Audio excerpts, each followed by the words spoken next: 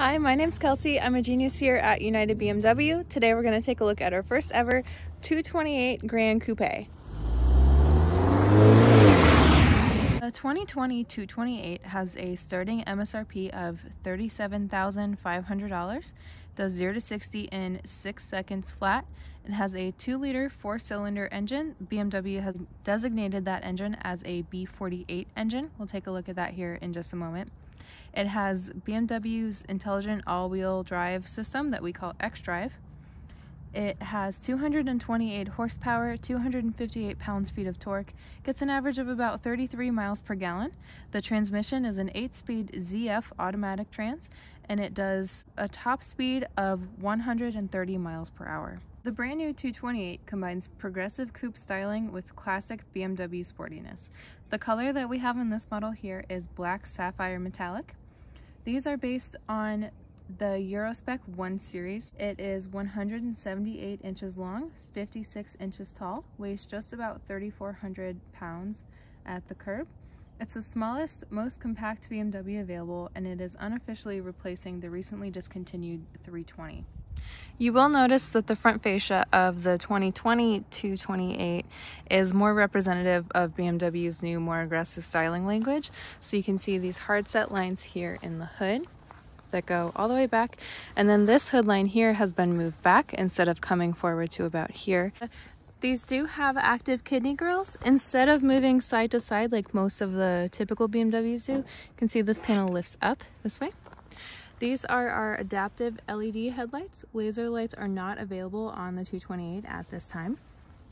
Coming down here, you'll see the updated fog light style. Instead of the round, it's now a bar straight across. This air intake, you can just barely see, is open. That's the radiator that you see back there. This one on the other side, however, is closed. Looking at the side here, there are 7 wheel options available, 3 17-inch, 3 18-inch, and 1 19-inch. M Sport package is required for the 19s. On this model, we have 18-inch style 488 wheels with all-season run-flat tires. These models do also come standard with 4-wheel ventilated disc brakes with ABS, dynamic brake control, and cornering brake control. So this model does feature the standard Sport line, and that gives you the silver trim around the window there. Coming around to the back, you can see again that this follows the more aggressive 3D styling that we've seen on all of our new models. Taking a closer look at the rear end, we can see our xDrive badge here. On the rear passenger side, we do still have the dual tailpipes, but they have been split on either side. The latch to open is here next to your backup camera, and it will open automatically, but it's not electronic, so there's no button here to push to close and lock. You just pull it down manually. The 228 trunk has one of my favorite features on such a small vehicle. You lift this part up as you would typically to be able to access the storage underneath that we see on most of our BMWs. And these do come with an optional spare. This one isn't fitted with one, so we're able to utilize the entirety of that extra storage space. But what you can do is there's 3 hinges here that allow you to fold it back, and then you can push it up, and it gives you 3 to 4 more inches of space underneath for groceries or whatever you have back there.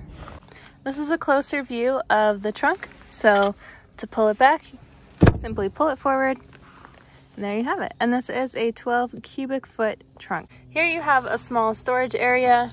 Right here is your 12-volt charger, your emergency latch, and that's moving on to the inside of the vehicle. Here we can see our visually interesting two-tone door.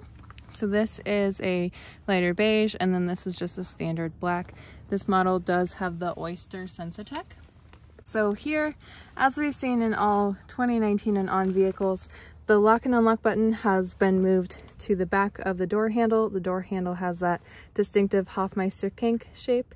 Your memory seating buttons have been moved up here. The first thing that I want to get into here in the cabin is the most different feature, which is this textured trim that we see here.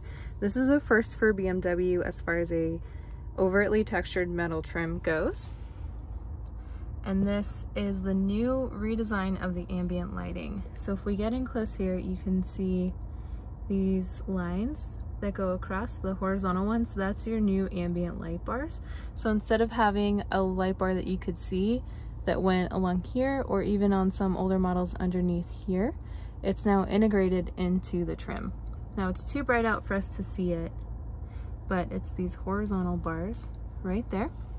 If you look at your ambient lighting menu, it will show you, as you scroll through, just like in our older models, what you can expect it to look like. And then this is what it looks like on our passenger side door here. So another thing that's nice about this is the texture helps to reduce glare, especially when it's very sunny. The dash is now also textured, and that will help reduce glare as well, because some days when you're in direct sunlight, it's just kind of too bright. So this will help cut down on that. Looking at our two information screens, our dash and our infotainment screen, the first thing you'll notice that this is iDrive 6. iDrive 7 is available as a standalone option or as a standard option on the M235. Both models do come with Apple CarPlay compatibility as a standard feature. Android Auto will be available sometime this summer per BMW. So this is a brand new dash that we haven't really seen much of before. This is made of a matte material, so it's not as reflective as most of our other vehicles. This is your gas gauge here, of course your speedometer, tachometer over here, time, gear, driving mode, temperature. Speed limit information will be here when you're driving on the roads. This is your miles to empty. Up here is where you see your information from your BC button. And that is, of course, this top button right here. So when we push that, historically that will go through a set number of screens and it'll show you different information. What's new here is these dots underneath that just show briefly, so that shows you how many different screens you can look at. This one shows you total mileage and the mileage since the trip was last reset.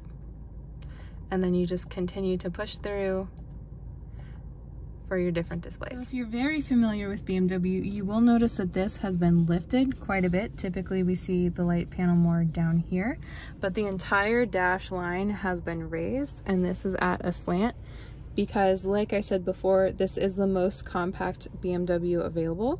So that does account for knee space for your passenger, especially when they are a little bit taller. Coming over here, even though this is iDrive 6, it does still have a touchscreen as standard. And it's utilized in the same way. You will notice that this is tilted back slightly. Again, that does just help with glare when the sun is shining. This does feature the updated climate controls. Looking at our entertainment controls here, we do still have the heat sensitive hotkeys. So when you run your finger across one, it'll show you what's saved under there. Again, there is no CD player anymore for new BMWs. This here, a lot of people ask about this. This is just an ambient temperature sensor. So anytime you have your car on auto, it uses this little guy here to maintain that temperature. Coming down to our center console, this is the new wireless charging tray. So underneath here, there is like a cushioned area to help anchor your phone in there. If wireless charging is not listed on your window sticker, that means that this is just an NFC reader. But wireless charging and Wi-Fi are available as a standalone option in the 228. This is a USB charger. This is a 12-volt car charger or a cigarette lighter if you prefer. So coming into our armrest here, there is one USB-C charger for faster charging. Otherwise, this is pretty deep, pretty nice. Now we're going to take a look at the back seat. You will notice that these are frameless doors per the standard Gran Coupe styling. Gives you the coupe doors, which I really like. This is what the back seat looks like from outside. Again, this is made to be a compact vehicle, so you're not going to have a ton of space back here, but it is still serviceable for most passengers. I put my camera bag in here for reference. This is a little bit bigger than a standard backpack. So you can see there is a fine amount of space.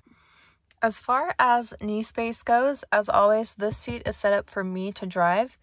I'm about 5'7", so I have plenty of knee room here, but if you had a taller driver or a much taller passenger, this might get a little bit tight.